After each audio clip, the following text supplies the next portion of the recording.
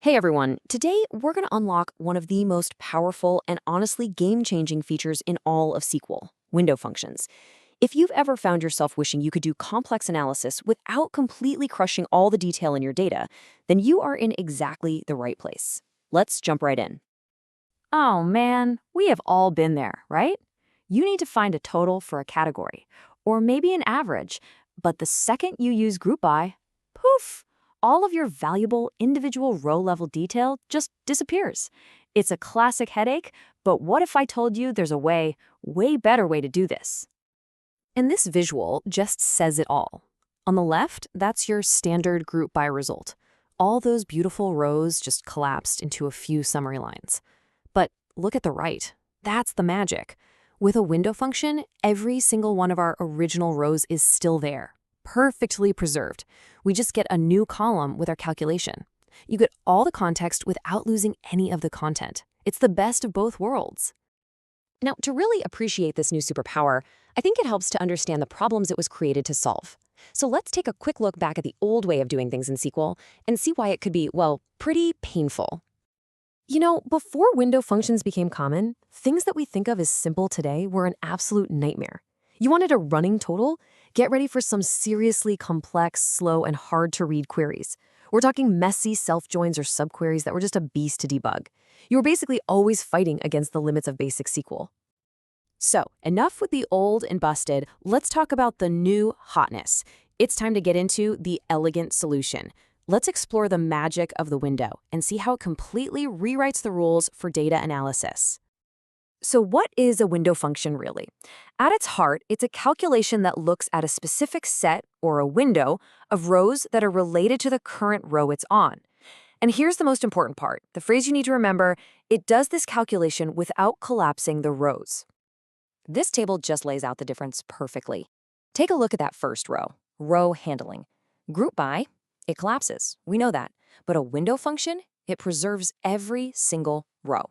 And that directly leads to the output. With a window function, you get one output row for every input row, not one row for every group.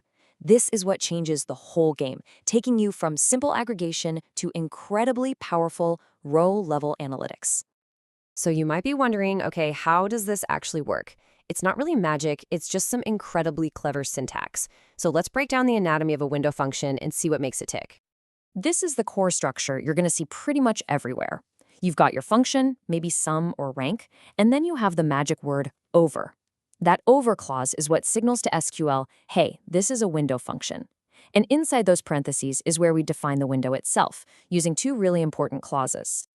The first key clause is partition by. The easiest way to think about this is like a temporary group by. It tells the function, okay, these rows belong together in a group, or a partition, for this one calculation. But, and here's that key phrase again, it does this grouping without collapsing the rows. Okay, to see this in action, let's use a super simple sales table. We've got a region, a salesperson, and a sales amount. Pretty standard stuff, right?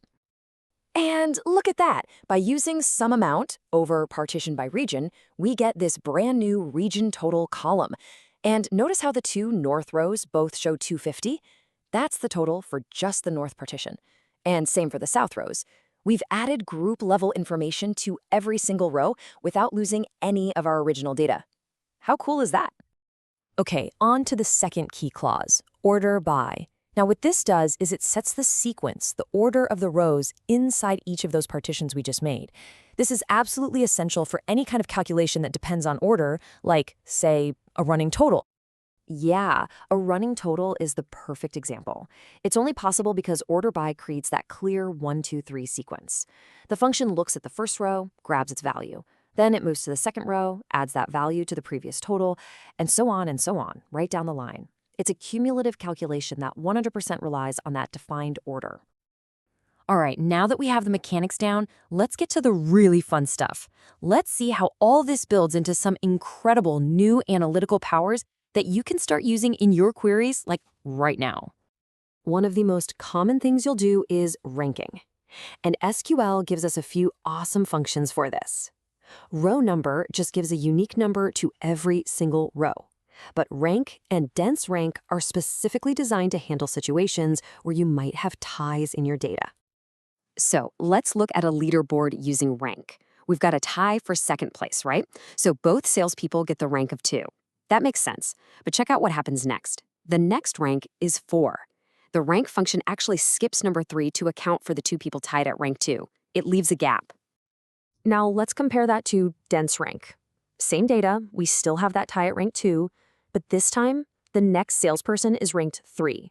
See? No gaps. Dense rank keeps things sequential. Choosing between these two is a super common business question, and now you know exactly how to handle both scenarios. And it goes way beyond just ranking. You also get what I like to call navigational powers. The lag function lets you peek back at the value from the previous row, and lead lets you look forward to the next one. This is amazing for calculating things like month-over-month growth without any of those ugly self-joins. So this is all fascinating from a technical point of view, for sure. But why does it really matter? Let's connect all these concepts to how they're used every single day to achieve real-world data mastery. I mean, the applications are literally everywhere. How do you build a proper sales leaderboard? How do you track growth from one month to the next? How do you find, say, the top 5 selling products within every single category? The answer to all of these everyday business questions, it's window functions. They're the go-to tool for the daily work of a data professional. I want you to think of your SQL skills like a toolbox. You know, your basic select and group by, those are your hammer and your screwdriver. They're essential. But window functions, those are your power tools. And these days, they're not some advanced optional thing. They are a fundamental core skill that is absolutely expected for any modern data role. I think this quote just sums it up so perfectly. Group by gets you basic arithmetic, sums and counts. But window functions, they are the calculus for analytics. They let you move to a completely different level of analysis to understand complex relationships and trends hiding inside your data. So we've seen how window functions let you keep all your data, how they enable these incredibly powerful calculations, and why they are a must-have skill for anyone working in data. Really, the only question left is, now that you have this analytical superpower, what data mystery are you going to go solve first?